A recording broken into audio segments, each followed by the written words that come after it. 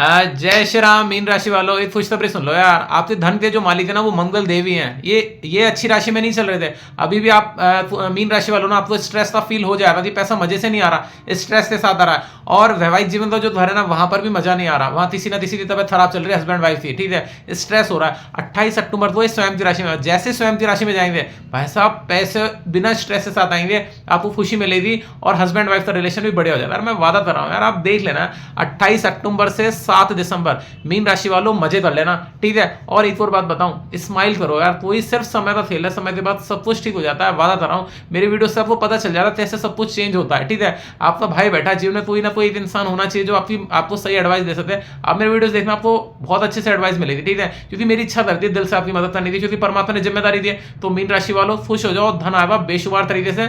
और अगर आपको कोई भी डाउट्स हो ना तो मेरा नंबर लिखा है ऊपर, आप पूछ लेना, लेकिन मुझे कुछ मत बताना, date of birth time plus WhatsApp कर देना मुझे, ठीक है। स्माइल कर दो यार, हंस तो दो यार, पूरे दिन भर हंसे नहीं यार मीन राशि वालों। जय श्री राम मीन राशि वालों।